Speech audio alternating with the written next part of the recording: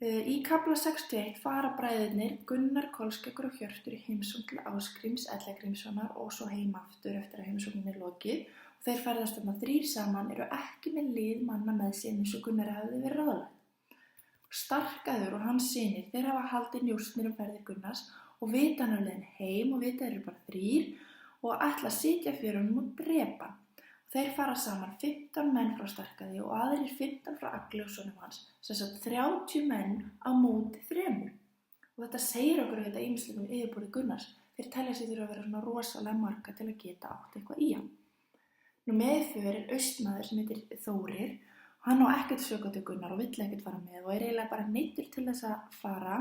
Hann er búinn að vera að sofa hjá dóttur Egils sem heitir Guðrún Náttsól og kona Egils segir að það sé illa launað ef hann hjálpa ekki bræðrum hennar og föður og fari með hana. Þannig að hann verður eiginlega bara að fara og veit að þetta mun verða hans bani.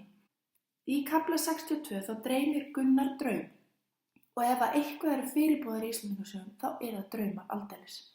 Gunnar dreymir sem sagt bardaga við Knafarhóla og dreymir að Hjörtur muni deyja í þessum bardaga.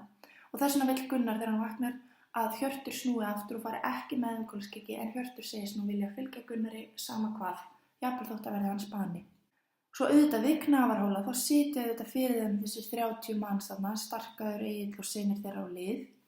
Svo í kafla 63 er önnur svakalega bardagasena þar sem að Gunnar sýnir sína yfirborði. Og þið lesið þetta vel, Gunnar hann drepur þarna mann og annan, skýtur örvum af boganum sínum því hann er svo góður bogamaður og svo drepur hann líka menn með atgerinum, vopninu sínu, spjótinu. Kolskeggur drepur líka marga, en Þórir austmaður drepur Hjört. Þarna rætist draumurinn. Og þetta var Þórir sem var neyddur til að taka þátt í aðförinni þarna. Og Gunnar fer auðvitað beint og drepur Þóri austmann og þar með rætist svo trú hans að hann mun ekki koma lifandi úr sem bardaga. Austmaðurinn vildi ekki fara og þarna neyddur til, drepur bróður Gunnars og Gunnar drepur hann. Nú Starkaður og Þorgeir sonur hans falla ekki, þeir sjá bara eftir því að hafa átt í einhverjum deilum við Gunnar þegar þeir sjá hvað Gunnar er nú mikil hetja og þeir eiga ekkert roð í hann.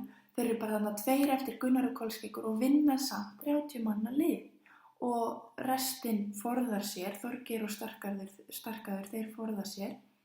Það fjalluðu það 14 úr liðinu, úr fyrirsátinni en 1 úr liði Gunnars þrátt fyrir að hafa verið þarna 30 móti 3.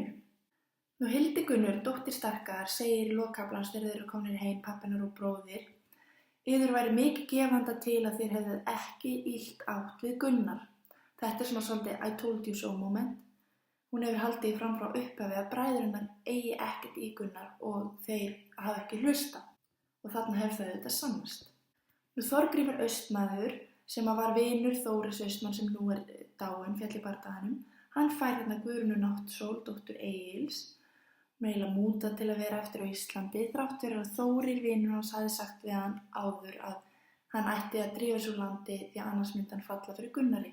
En þarna verður Þorgrímur eftir að því að hann fær Guðrúnu Náttsól og það segir okkur auðvitað að hann mun falla fyrir Gunnari síðar.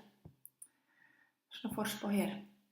En nú eru þetta góð ráð dýr fyrir Gunnar og hann fyrir til Njáls að vita hvað hann skuli nú gera næst. Og Njáll er alltaf með góð ráð í bókahörninu og nú segir hann Gunnar að fara og grafa upp lík þeirra sem fjalli í fyrirsáttinni og óhelga þau. Það á ekki verið hægt að krefjast bóta fyrir þá látnu því að þeir fóru móti Gunnari til að drepa hann lundsátri. Svo tínir Njáll alls konar fleira til sem Gunnar getur haft svona gegn þeim Starkaði og Þorgeiri. Gunnar stefnir þannig að dauðum mönnum að ráði Njáls. Og í kafla 65 þá fær Þorgeir Starkaðarson Mörð Valgarðsson sem líka er lögfróður maður, fær hann með sér lið gegn Gunnari og Mörður auðvitað alltaf til að vera gegn Gunnari því að hann hatar Gunnar en hann vill líka alltaf fá borgun fyrir.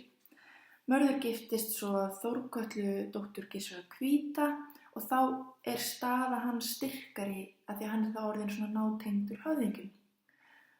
Mörður ráðleggur Þorgeiri Starkaðarsyni að búa mála hendur Gunnari. Njáll hefur ráðið því og hann segir Gunnari að stefna Koli Egilssyni fyrir víg Hjartar þrátt fyrir það að það var Þórir austmaður sem drap Hjört og það er ekki hægt að stefna Þóri að því að Þóri var útlenskur.